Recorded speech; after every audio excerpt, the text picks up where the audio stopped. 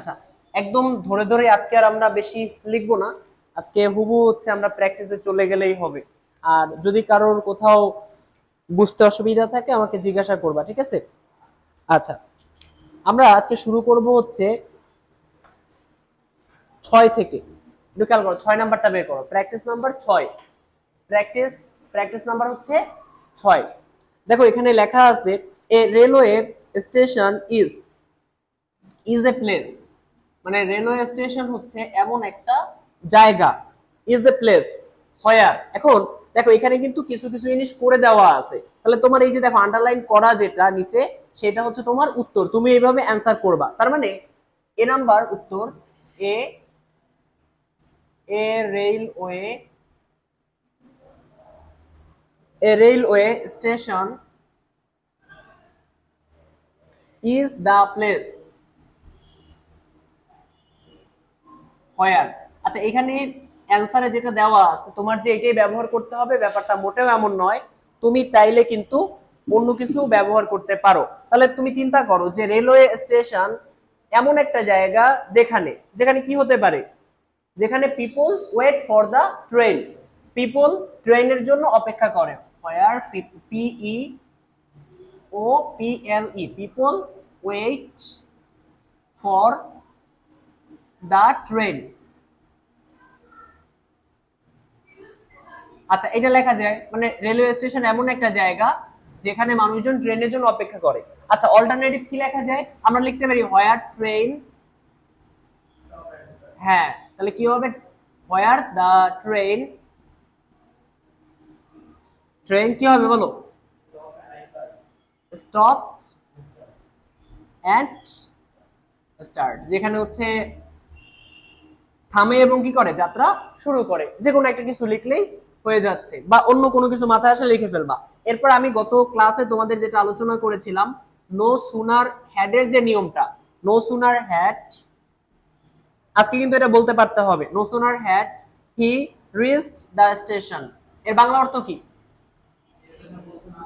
হ্যাঁ, reached the station অর্থাৎ সে স্টেশনে পৌঁছাতে না পৌঁছাতেই, সে স্টেশনে পৌঁছাতে না পৌঁছাতেই, কোনো কাজ করতে না করতেই, চলতে না চলতেই, বলতে না বলতেই, দেখতে না দেখতে, এমন অর্থে আমরা নো সুনার হ্যাড ব্যবহার করি। তাহলে পরের অংশে কোন স্ট্রাকচার হবে? পরের অংশে কোন, হ্যাঁ কি হবে, একটা দেন হবে, তাই না? তাহলে আমরা প্রথমে লিখবো একটা দেন, আমাদের সূত্রের দেন। ওকে, এর পরের অংশ কি লিখতে হয়, কোন টেন্স? সাবজেক্টের পরে পাস্ট ফর্ম অর্থাৎ ভি2। তাহলে এখানে বলছে no sooner had he reached the station then কি লেখা যায়, ট্রেনটা ছেড়ে দিল স্টেশনে পৌঁছাতে না পৌঁছাইতেই, দ্য ট্রেন স্টার্টেড, স্টার্টেড ভি2 কি, started, S T A R T E D, start থেকে স্টার্টেড মানে রওনা দিল।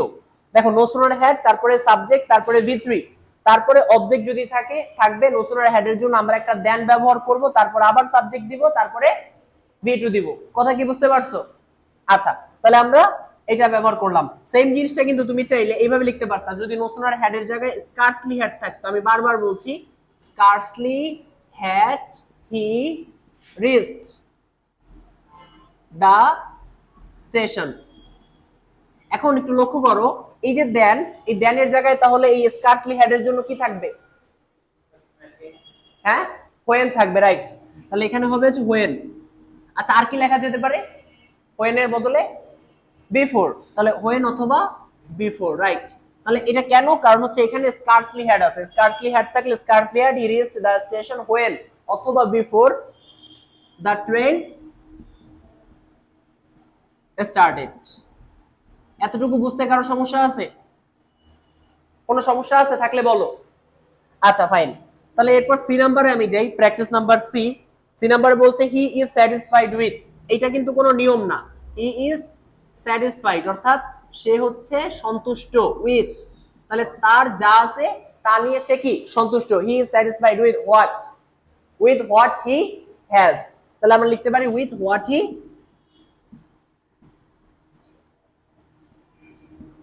তার যা আছে তা নিয়ে সে সন্তুষ্ট। তাহলে এটা কিন্তু কোনো নিয়ম না, এটা আমরা অর্থ বুঝে করে ফেললাম যে he is satisfied with what he has, তার যা আছে তা নিয়ে সে কি সন্তুষ্ট। আচ্ছা, ডি নাম্বারে বলছে কি দা, আচ্ছা the car made in Japan, the car made in Japan, the car made in Japan, অর্থাৎ জাপানে তৈরিকৃত গাড়িটা, এখন কি লেখা যায় বলতো? হ্যাঁ, তাহলে খুব ভালো চলে এটা লেখা যায়, বলা যায় কিনা? বা তোমার বলা যায় is very, the car made in Japan is luxurious, মানে যে গাড়িটা জাপানে বানানো হয়েছে সেটা কি বিলাসবহুল। অথবা আমরা বলতে পারি যে দ্য কার, এরকম লেখা যায় যে the car made in Japan runs very well, মানে খুব ভালো চলে, রানস ভেরি ওয়েল, জাপানের তৈরি। তোমরা জানো যে জাপান হচ্ছে গাড়ি বা এই যে বিভিন্ন ধরনের যন্ত্রাংশ যন্ত্রপাতি এগুলোর জন্য খুবই ফেমাস জাপান, তাই না? তাহলে the car made in Japan runs very well, খুব ভালোভাবে এটা চলে। ই নাম্বারে কি হতে পারে বলো? এই পর্যন্ত বুঝতে সমস্যা আছে কারো? হ্যাঁ, অনেক কোনো সমস্যা আছে বুঝতে? আচ্ছা, ই নাম্বার একটু লক্ষ্য করো, বলছে হি বিহেভড অ্যাজ ইফ, এই নিয়মটা তো তোমরা সবাই পারো। হি বিহেভড অ্যাজ ইফ। আচ্ছা, অ্যাজ ইফ এর নিয়মটা কি? অ্যাজ ইফ এর নিয়ম কি ছিল? অ্যাজ ইফ মানে যেন, এবং অ্যাজ ইফ এর আগে যদি প্রেজেন্ট ইনডিফিনিট টেন্স থাকে তাহলে পরবর্তীতে কি হবে? Past indefinite. যদি অ্যাজ ইফ এর আগে পাস্ট টেন্স থাকে তাহলে পরবর্তীতে পাস্ট পারফেক্ট। আগে যদি প্রেজেন্ট থাকে পরবর্তীতে পাস্ট, আর আগে যদি পাস্ট থাকে পরবর্তীতে পাস্ট পারফেক্ট। আগে ওয়ান থাকলে পরে টু, আগে টু থাকলে হ্যাড প্লাস V3। আশা করি বুঝতে পারছো। একটু লক্ষ্য করো, এখানে দেখো হি বিহেভড লেখা আছে, বিহেভড দেখে আমি কি বুঝতে পারছি? এটা হচ্ছে আমার V2। বিহেভড দেখে কি বুঝতে পারছি? এটা হচ্ছে আমার V2। তাহলে পরবর্তীতে কি হবে? Had plus V3। তাহলে হি বিহেভড অ্যাজ ইফ, সে এমন ভাবে আচরণ করে যেন সে সবকিছু জানে। তাহলে হি হ্যাড, আমাদের জানি হ্যাড প্লাস V3, নো এর V3 কি? Know, knew, known. তাহলে আমি লিখবো he had known everything, he had known everything. কথা কি বুঝতে পারছো? He had known everything. Okay, he had known everything, সে এমন ভাবে আচরণ করে যেন কি সে সবকিছু জানে। আচ্ছা, এই এই যে পাঁচটা লিখলাম, এই পাঁচটা নিয়ে কোনো সমস্যা আছে এক্সাম্পল? আচ্ছা, খুবই ইজি। তারপরে যদি কোথাও কোনো কোশ্চেন তোমাদের জানার থাকে আমাকে করতে পারো। এবং এই যে দেখো, তোমরা কিন্তু একটা জিনিস দেখতেছো যে বারবার no sooner had, scarcely had, as if, so that, এই সমস্ত নিয়ম দিয়ে প্রশ্ন আসতেছে এবং এটা বোর্ড পরীক্ষা পর্যন্ত তুমি দেখতেই থাকবা। আচ্ছা, এফ নাম্বার দেখো, এখানে বলছে হোয়াট ইজ, এটা তো তোমাদের মুখস্থই আছে, what is lotted, what is lotted can not be blotted. এর বাংলা কেউ জানো? Can not be blotted. এখানে দেখো দেওয়া ছিল কিন্তু এতটুকু যে হোয়াট ইজ ব্লটেড, আমি কি লিখলাম? Can not be blotted. এর বাংলা কি? হ্যাঁ, ভাগ্যের লিখন না যায় খণ্ডন, EFG নাম্বার। ওকে, দেখো এখানে বলছে যে my purse has been lost, my purse has been lost where, my purse has been lost where, মানে আমার এই যে পার্সটা, এটা my purse has been lost where, মানে আমার যে পার্সটা এটা হারিয়ে গিয়েছে যেখানে। কি বলা যায় বলো তো? এটা কোনো নিয়ম না, এটা নিজের মতো করে বলতে হবে যে my purse has been lost where. বলো হোয়ার। হ্যাঁ, মানে আমার পার্সটা হারিয়ে গেছে যেখানে আমি কাজ করতেছিলাম, বলা যায় কিনা? তাহলে কি হবে? হোয়ার,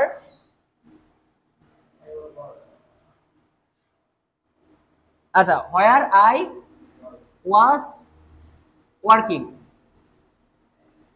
যেখানে আমি কাজ করছিলাম সেখানে হারিয়ে গিয়েছে। বুঝতে পারছো? আচ্ছা, এরপরে এইচ নাম্বার দেখো, এইচ নাম্বার বলছে my friend Ripon, my friend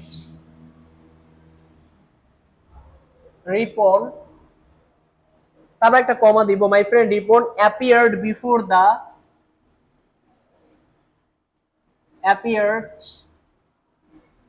appeared before the interview board.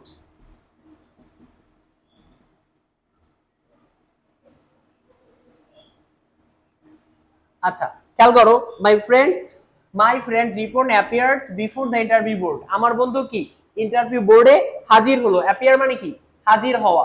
আমার বন্ধু রিপন হচ্ছে ইন্টারভিউ বোর্ডে হাজির হলো। এরপর দেখো বলতেছে as he was smart, as he was smart, এর বাংলা কি? অ্যাজ এর বাংলা কি? যেহেতু। এখানে অর্থ কি যেহেতু। অ্যাজ এর অনেকগুলো অর্থ হয়। অ্যাজ মানে হিসাবে, যেমন অ্যাজ এ ফ্রেন্ড বন্ধু হিসাবে। আর এখানে অ্যাজ হি ওয়াজ স্মার্ট, যেহেতু সে ছিল স্মার্ট, যেহেতু সে ছিল কি স্মার্ট, যেহেতু সে ছিল। আচ্ছা তোমরা চিন্তা করো তো, একটা ইন্টারভিউ বোর্ডে সে হাজির হয়েছে, যেহেতু সে স্মার্ট ছিল, তারপর কি হয়েছে? সে চাকরিটা পাইছে, এটা হতে পারে। অথবা কি হতে পারে? সে সমস্ত প্রশ্নের উত্তর দিতে পারলো। অ্যাজ হি ওয়াজ স্মার্ট, হি, এই যে এখানে ওয়াজ আছে না, তাহলে এখানে দেখো আমরা কি পরবর্তী অংশ কি পাস্টে ব্যবহার করব নাকি প্রেজেন্টে? পাস্টে। যেহেতু এখানে ভি2 আছে, পরবর্তী অংশে আমরা কি ব্যবহার করব?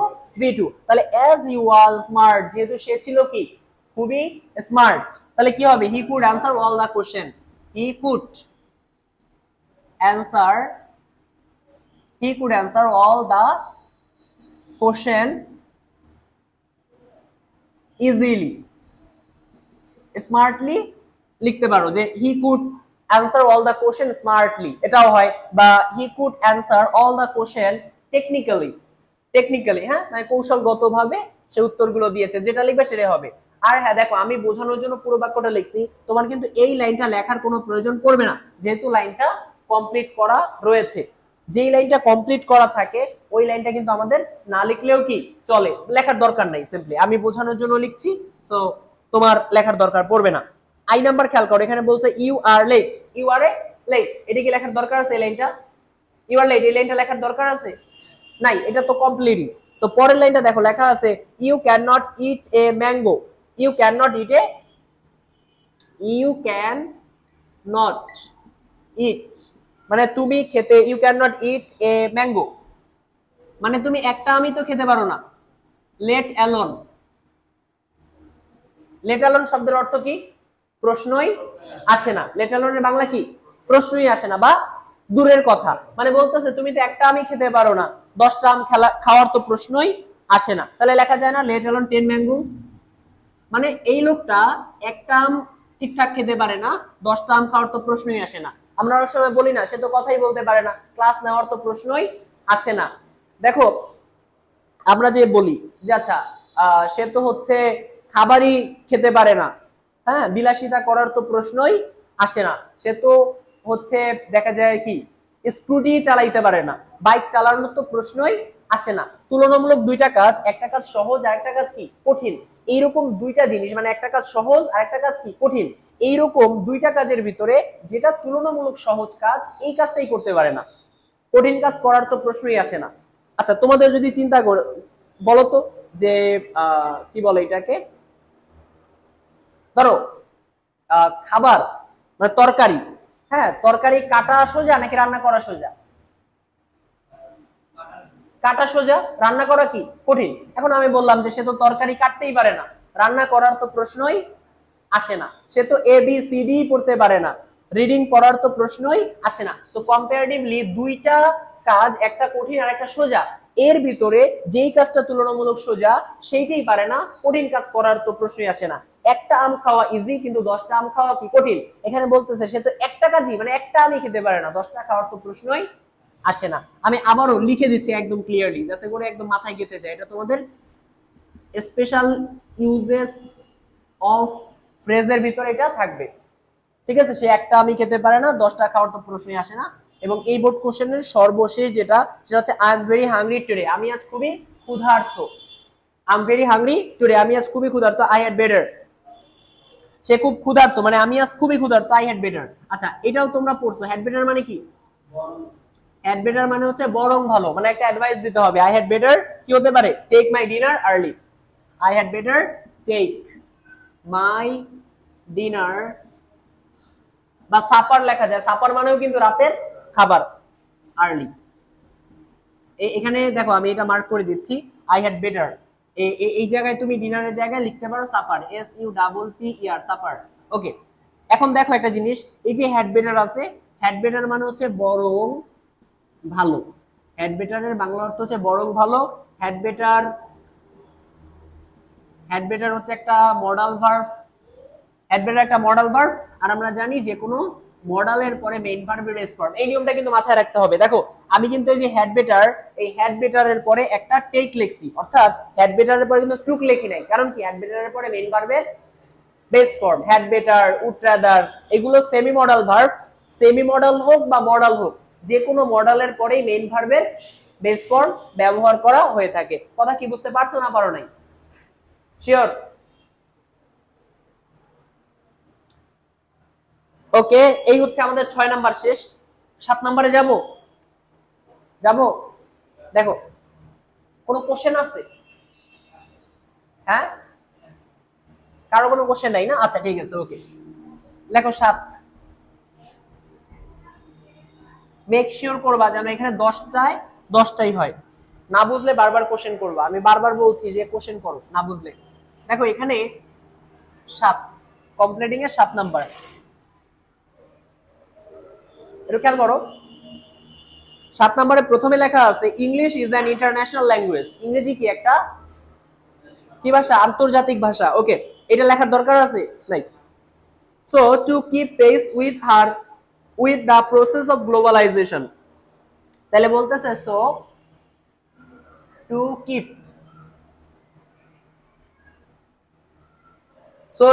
Pace with the process of, with the process of globalization, মানে এর অর্থ কি? এর অর্থটা হচ্ছে to keep pace with the process of globalization, মানে এই যে বৈশ্বায়নের যে প্রক্রিয়া এইটার সাথে খাপ খাওয়াতে, মানে ইংরেজি একটা আন্তর্জাতিক ভাষা, তাই টু কিপ প্যাস মানে ত্বরান্বিত করতে বা নিজেকে গতিশীল রাখতে, with the process of globalisation, এই যে বৈশ্বায়নের যে প্রক্রিয়ার সাথে নিজেকে মানে নিজেকে সামঞ্জস্যপূর্ণ করে রাখতে আমাদের কি করা উচিত? ইংরেজি শেখা উচিত। এর লেখা যায় নাকি উই মাস্ট লার্ন ইংলিশ, তাহলে লেখা যেতে পারে উই মাস্ট লার্ন ইংলিশ। আচ্ছা, শুধুমাত্র কি এটাই লিখবো? বলতো, শুধুমাত্র কি এটাই লিখবো নাকি আর কিছু লেখা যায়? We have to learn English লেখা যায়? We have to learn English লেখা যায়? শিওর? তাহলে এখানে লিখবো আমরা we have to learn English, তার মানে আমাদের ইংরেজি শিখতে হবে, ঠিক আছে?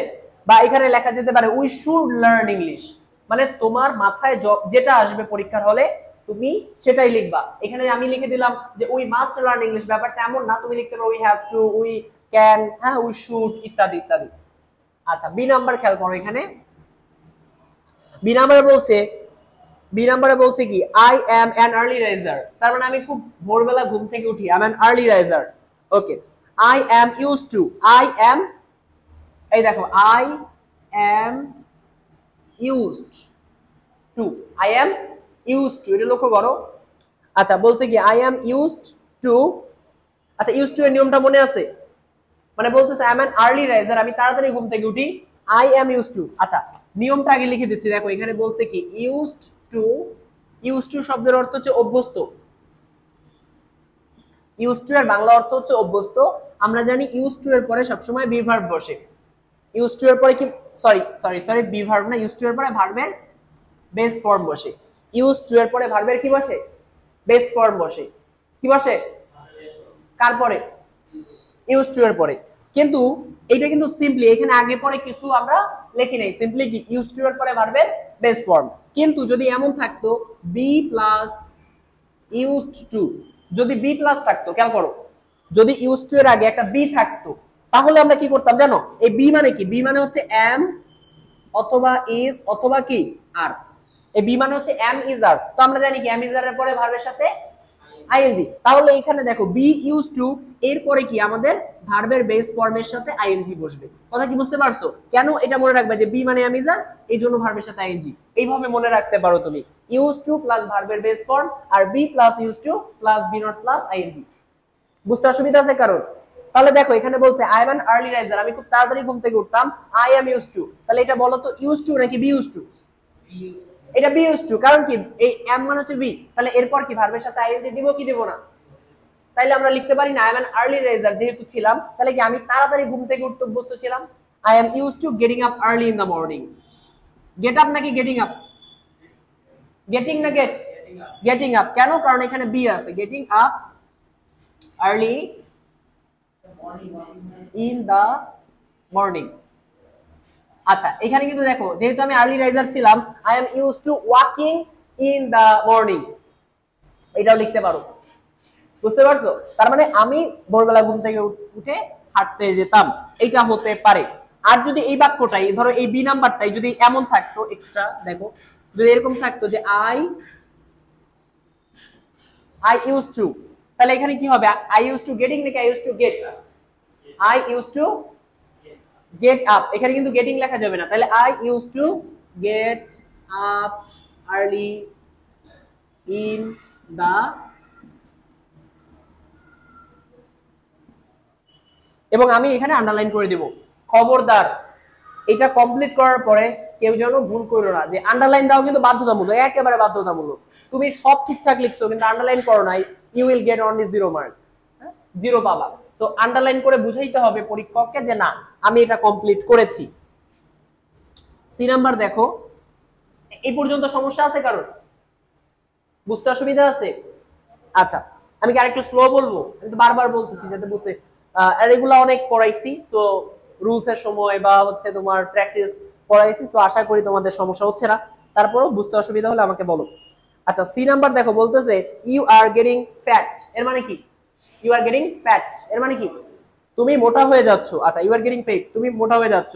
If you want to lose weight, if you want to, if you want to lose weight এর বাংলা কি? যদি তুমি ওজন কমাতে চাও, যদি তুমি ওজন কমাতে চাও। দেখো এখানে ইফ আছে প্লাস ওয়ান্ট আছে, এই ওয়ান্ট কি? ভার্বের ওয়ান। তাহলে এটা কোন কন্ডিশনাল? এটা হচ্ছে ফার্স্ট কন্ডিশনাল। তাহলে এখানে ভার্বের কোন ফর্ম? বেস ফর্ম অথবা present form. If you want to lose weight, তুমি মোটা হয়ে যাচ্ছ, যদি তুমি ওজন কমাতে চাও। ওজন কমাতে চাইলে কি করতে হবে বলো, একটা পরামর্শ দাও। হ্যাঁ, ইউ হ্যাভ টু মেইনটেইন, অথবা you can maintain balance diet, অথবা লেখা যায় you can take physical exercise regularly. তাহলে এখানে যেটা মন চায় তাহলে আমরা লিখতে পারি ইউ ক্যান, ইউ ক্যান, আচ্ছা you can take, you can take physical, you can take physical exercise regularly। কেন বলতো? কারণ আমাদের নিয়ম ছিল কি, আমাদের যেটা ফার্স্ট কন্ডিশনাল ছিল, ফার্স্ট কন্ডিশনালের নিয়ম ছিল if plus subject plus B one plus object, এবং পরের অংশের নিয়ম কি ছিল? সাবজেক্ট প্লাস উইল অথবা ক্যান অথবা মে, এবং আমরা জানি যে কোনো মডেলের পরে মেইন ভার্বের বেস ফর্ম বসে, সো আমি বেস ফর্ম দিলাম, প্লাস হচ্ছে যদি অবজেক্ট বা আদার্স কিছু থাকে সেগুলো আমরা ব্যবহার করব। এটা ছিল কি? এটা আমাদের ছিল হচ্ছে ফার্স্ট কন্ডিশনালের নিয়ম। যেহেতু এখানে আমি দেখতে পাচ্ছি ভি1 আছে, তাহলে আমার আর কোনো সন্দেহ নাই যে এটা ইফ আর ওয়ান মিলে হচ্ছে ফার্স্ট কন্ডিশনাল। কারোর বুঝতে সমস্যা আছে? কোনো ধরনের প্রবলেম? ওকে ডান। এরপর দেখো বলতেছে কি এখানে D number, many people of our country, আমাদের দেশের অনেক মানুষ, আর illiterate, অনেক মানুষ হচ্ছে অশিক্ষিত। আমাদের দেশের অনেক মানুষ কি? অশিক্ষিত। many people of our country are illiterate, they do not know, they do not know, অনেক মানুষ অশিক্ষিত, they do not know। তাহলে এখানে ডি নাম্বারে কি লেখা যায়? they,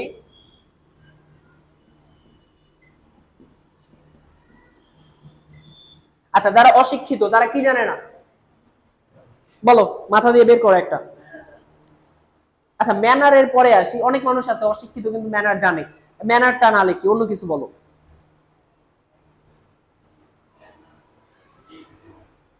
আরে পড়ালেখা যারা জানে না তারা কি পড়তে পারে? যারা পড়ালেখা জানে না এরা পড়তে পারে, এরা লিখতে পারে, পারে না। তাহলে বলতেছে many people of our country are illiterate, অনেক মানুষ হচ্ছে ইলিটারেট, অক্ষর জ্ঞান নাই তাদের, অশিক্ষিত, তারা তো পড়তে লিখতে জানবে না, স্বাভাবিক। তাহলে আমরা কি লিখতে পারি? They do not know how to read and right.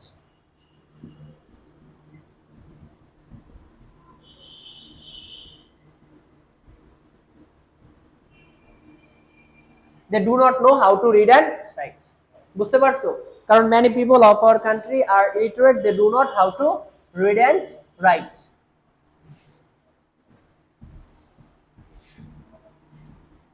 এরপরে ই নাম্বার, ই।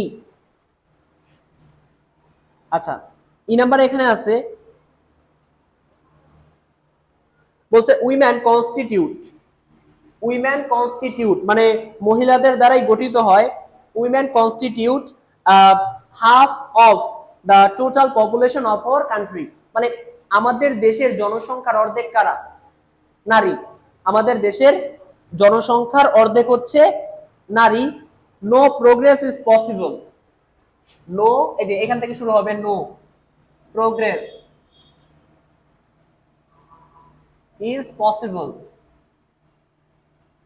এখন তুমি কি লিখতে পারো? নো প্রোগ্রেস ইজ পসিবল, যেহেতু দেশের অর্ধেক জনশক্তি হচ্ছে কি নারী, যেহেতু অর্ধেক জনশক্তি হচ্ছে কি নারী, no progress is possible.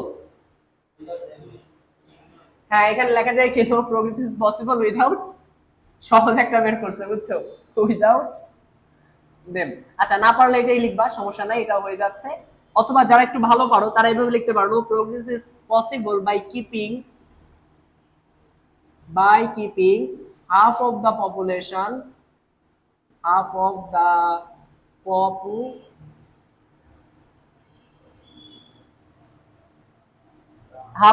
by keeping half of the population idle at home, মানে বাড়িতে অলস অবস্থায় এই অর্ধেক জনশক্তিকে রেখে উন্নয়ন করা সম্ভব না। No progress is possible by keeping half of the population idle at home, অথবা লিখতে পারো যে উইদাউট দেম।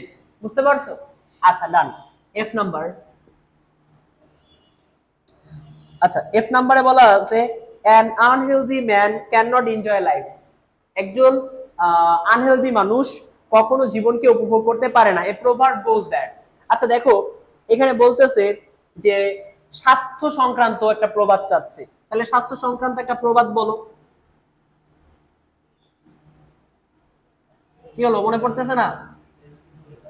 সহজ একটা আছে না, স্বাস্থ্যই সকল সুখের মূল, ওটার ইংরেজি কি?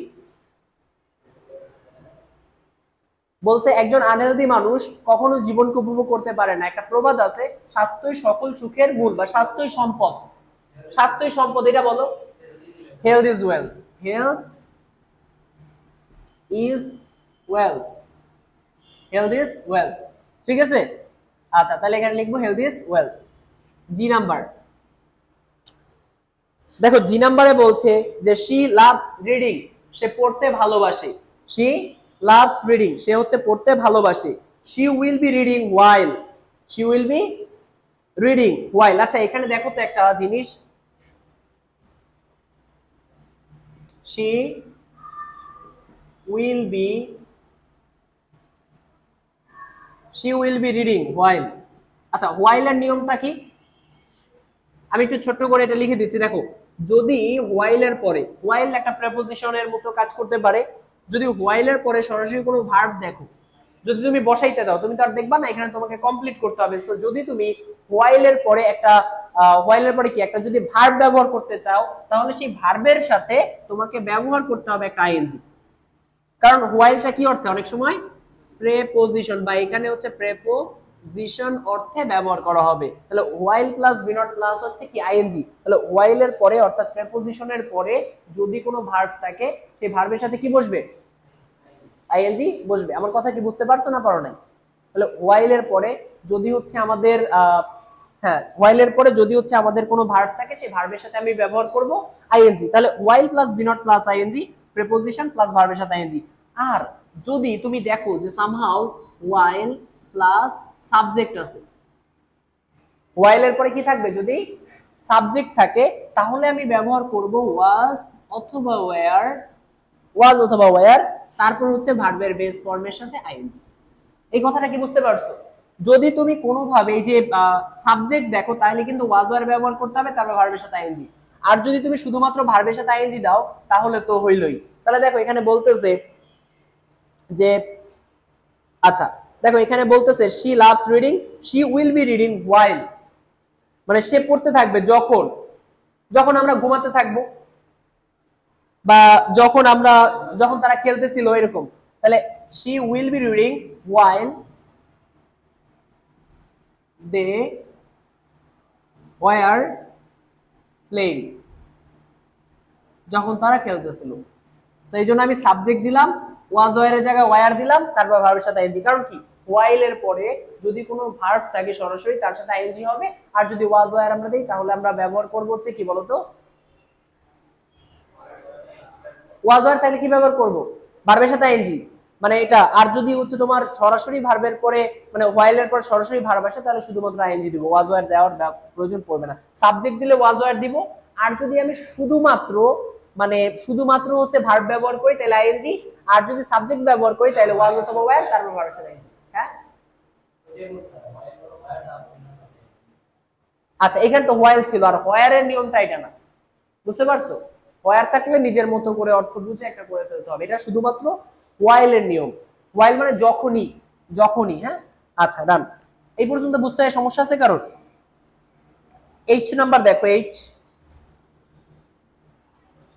এইচ নাম্বারে বলছে যে habit of eating is also important for good health, মানে সুস্বাস্থ্যের জন্য খাদ্যাভ্যাস খুবই গুরুত্বপূর্ণ। ঠিক আছে, বলছে হ্যাবিট অফ ইটিং মানে খাদ্যাভ্যাস is also important for good health, সুস্বাস্থ্যের জন্য খুবই গুরুত্বপূর্ণ। We should eat A balanced diet, we should eat balanced diet so that, তাহলে উই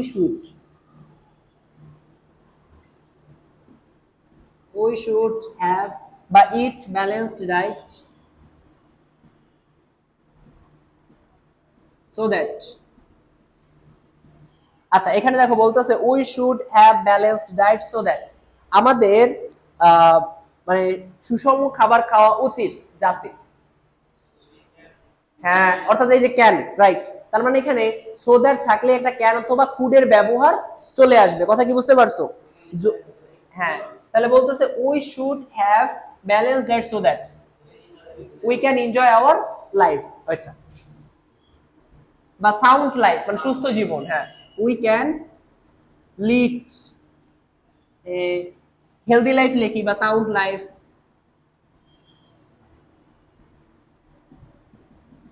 মানে যাতে আমরা সুস্থ জীবন যাপন করতে পারি। আন্ডারলাইন করে দিবা। শুড, হ্যাঁ পাস্ট, বুঝেন এই প্রশ্নটা? উই শুড হ্যাভ, দেখো শুড হ্যাভ আমাদের উচিত, খাওয়া উচিত, খাওয়া উচিত। তাহলে তুমি চিন্তা করো যে আমাদের ভালো স্বাস্থ্যের জন্য ভালো খাবার, পুষ্টিকর খাবার খাওয়া উচিত, এটা কি প্রেজেন্ট সেন্স নাকি পাস্ট সেন্স? মানে ব্যাপারটা কেমন যে আগে পুষ্টিকর খাবার খেতে হতো এখন আর খেতে হয় না, খাবার তো খেতে হয়, এটা তো প্রেজেন্ট নাকি, সেন্সটা তো প্রেজেন্ট। এটা বুঝতে হবে যে আমাদের উই শুড হ্যাভ বা উই শুড ইট আমাদের খাওয়া উচিত যাতে আমরা সুস্থ থাকতে পারি, অর্থটা কিন্তু পারতাম না, অর্থটা কি পারি, এই হচ্ছে বিষয়। আই নাম্বার খেয়াল করো, আই নাম্বার বলছে environment pollution is a serious problem nowadays, মানে পরিবেশ দূষণটা হচ্ছে বর্তমানে খুবই একটা মারাত্মক সমস্যা। উই শুড প্লান্ট ট্রিজ, কি হবে? উই শুড প্লান্ট ট্রিজ,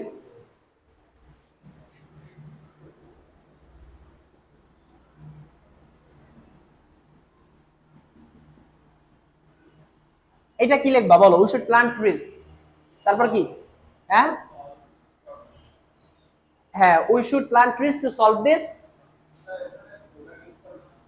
হ্যাঁ লিখতে পারো we should plant trees so that we can protect our environment from getting pollution, বুঝতে পারছো?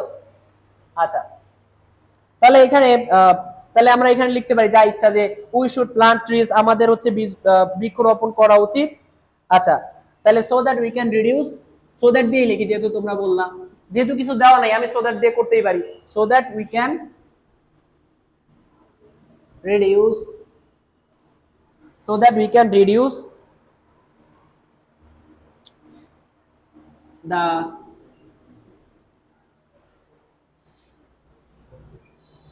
bad effect of environment pollution.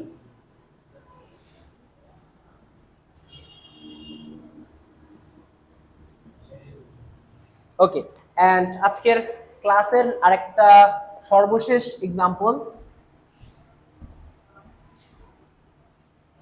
Last on যে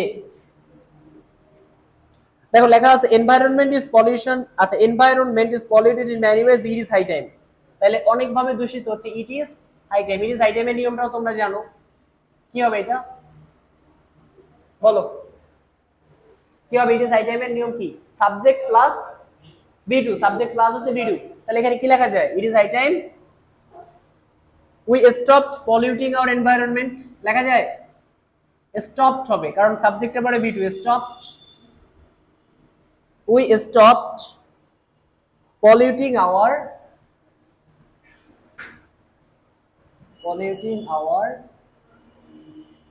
environment.